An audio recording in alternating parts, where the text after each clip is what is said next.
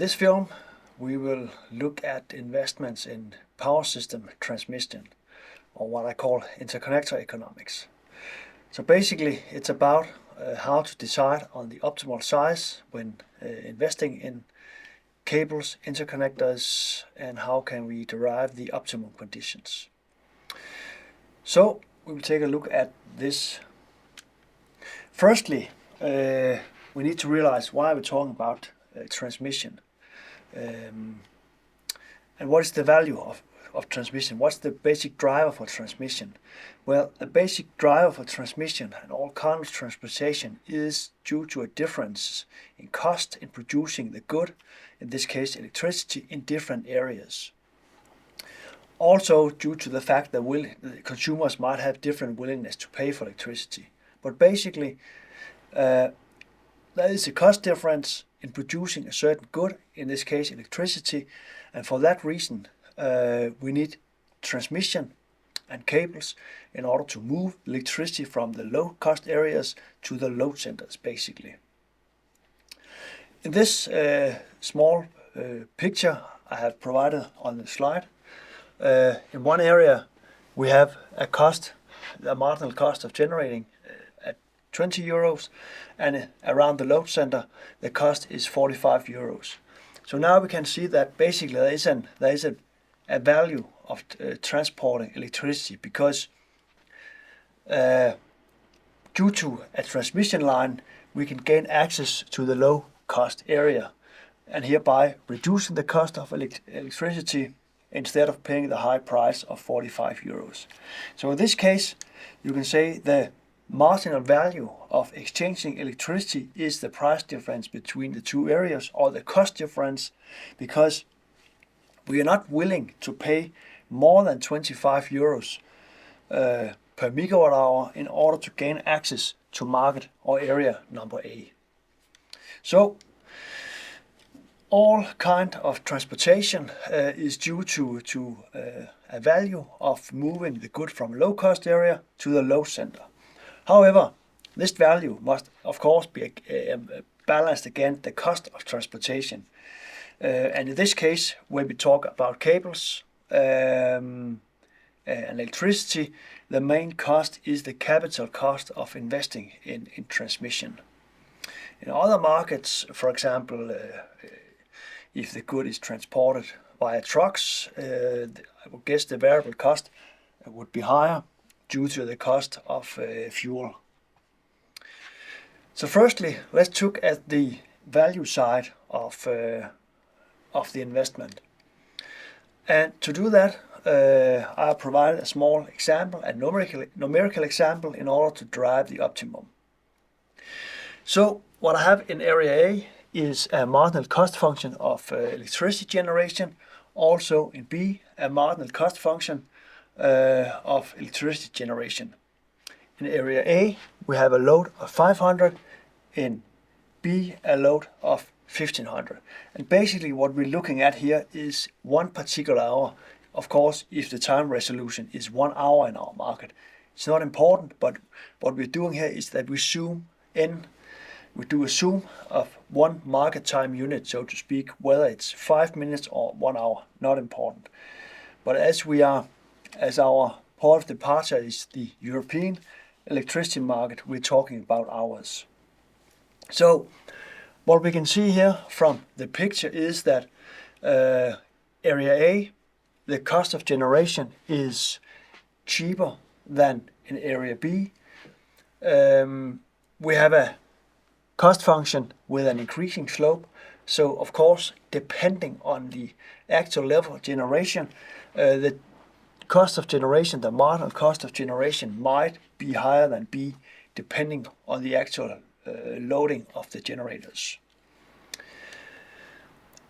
If we look at these functions where I have, let's say, tilted or swapped, or whatever it's called, the B supply curve going from the y-axis on the right hand side and increasing towards the left, without any exchange of electricity between the two areas, this will be the price in area B, and this will be the price in area A, because in area A we have a load of 500 megawatts, and in area B, measured from the right hand side, we have a load of 1500. In total, we have a load of 2000 megawatt hours. Now, if we allow for an increase or for some exchange capacity, interconnector capacity between the two areas, for example 400 megawatt, what we can do is that we can down ramp or ramp down some of the generation in the expensive area, instead to be covered from the cheap generators in the cheap area. And the actual benefit from doing that is the green area, because that's the, let's say, the reduction in the generation cost. Before we exchanged electricity, this area would be the total cost of 400 megawatt for area B, but we can ramp down this generator to be substituted by this generator, and hereby save this amount of generation cost by moving electricity from A to B. Of course, this has to be balanced against the cost of investing in such a cable. But what we'll do right now is that we will, as a first thing, we will derive the demand for transmission as a function of generation cost in different locations. That's basically what we see here. So again, we have the different cost structures, and that is basically what drives the demand for the transmission capacity, because we would like to move electricity from cheap area to more expensive area.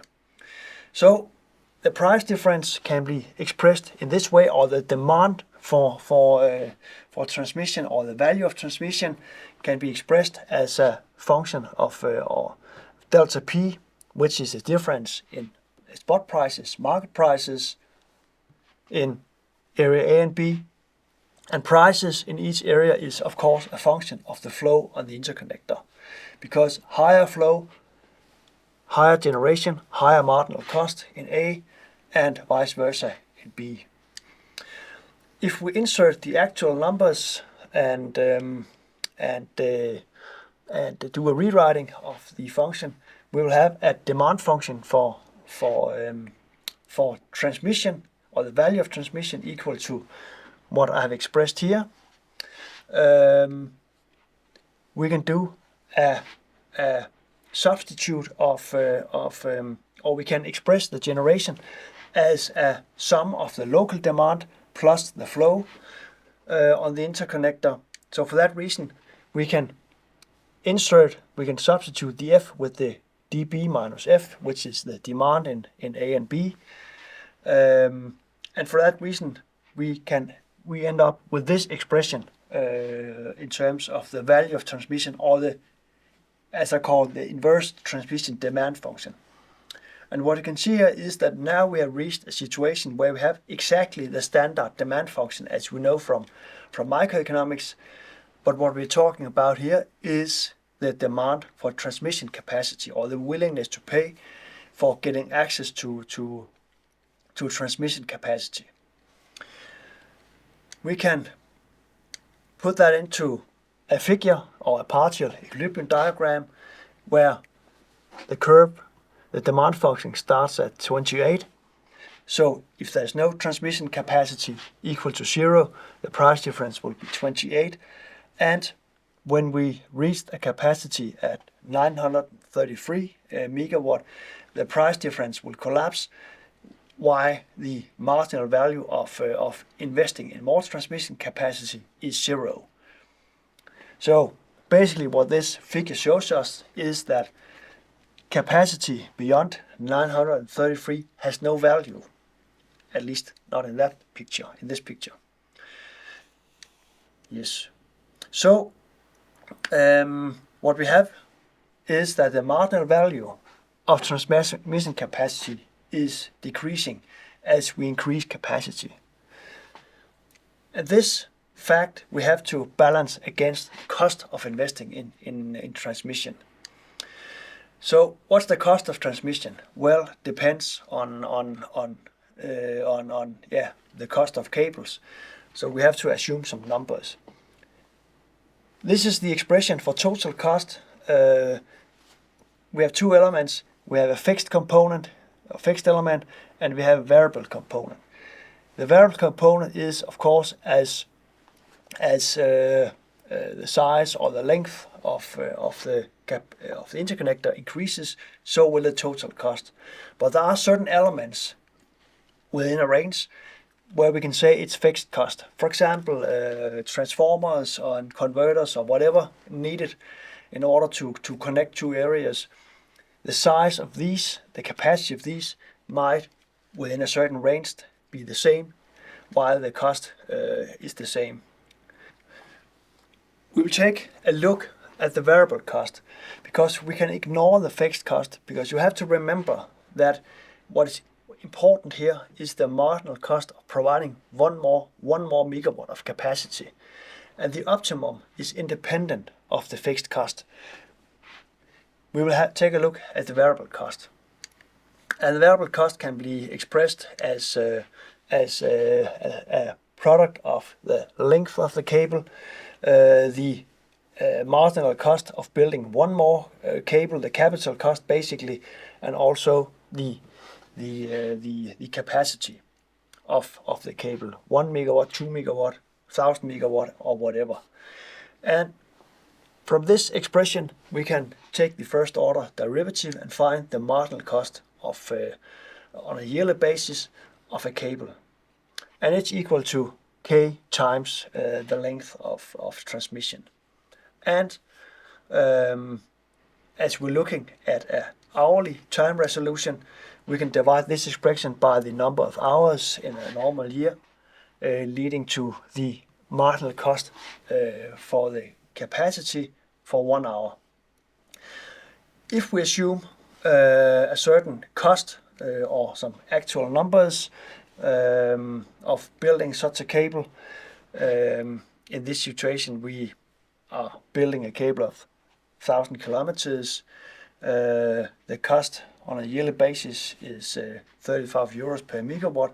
So the marginal hourly cost of constructing a cable is 4 euros per megawatt. So now we have a numerical expression of the numerical cost of this cable, and we can put that together with our demand for the cable for transmission. Demand, as we said, is increasing because as we increase the cable, the marginal value will decrease. We have assumed a constant marginal cost. Of course, in reality, this might not be constant. There might be some natural monopoly thingy within this within the cost profile, so to speak. But just for the sake of simplicity, we assume a constant marginal cost of building cables. In this case, 4 euros per megawatt hour, and put together with the demand curve, we can find the usual optimum where these curves intersect, which is at 800 megawatt. So in optimum, the cable should be 800 megawatt. And just for the sake of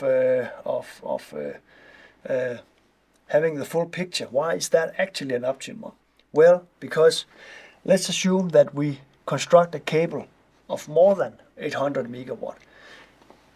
A cable of, let's say, 850. In this particular situation, the marginal cost of constructing a cable larger than 800 would be higher than the marginal benefit of constructing the cable. And the other way around, if we construct a cable smaller than 800, of course, we will have a situation where the marginal cost or the marginal benefit of exchanging electricity is higher than the marginal cost of actually building the cable on an hourly basis.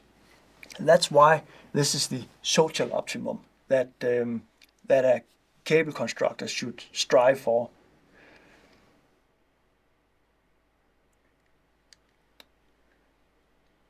At this optimum,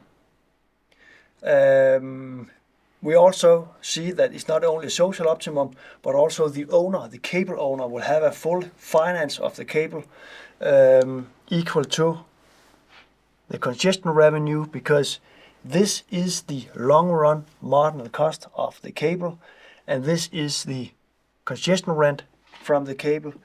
These are equal in this particular setting. Of course, in reality, this might not be equal due to many things. For example, that the cost profile might be more as a natural monopoly. Of course, you have to forecast 30, 40 years ahead of operating your cable. What are the differences in electricity prices and cost structures? Of course, there's only a forecast because nobody can tell about the future. So of course, in reality, there might be some deviations. But basically, this is the approach one should strive for when doing some kind of cost analysis and investment analysis. And please note, in this situation, what we have done here is that we have not maximized the total benefit. We have maximized the net benefit, because the total benefit of constructing the cable is where the price difference collapse to zero. This is here we will obtain the total benefit or gross benefit or whatever we call it, but not the social optimum, because in this setting we are not taking the cost of constructing the cable into account. If we do that, we need to have a so-called marginal approach and decide at what level is the marginal cost of constructing the cable equal to the benefit. In the electricity business, it is I don't think I say widespread misunderstanding that investment should take place up to the level where all congestions has been removed, and that's not the case. Some congestions should remain in the system. As we can see, there is a congestion at this line because the price difference is positive, equal to 4 in this situation. So there is a congestion, still a congestion in this setting, and congestion is a consequence of applying the optimum conditions. So the optimum conditions is a situation where marginal cost of investing is equal to marginal benefit.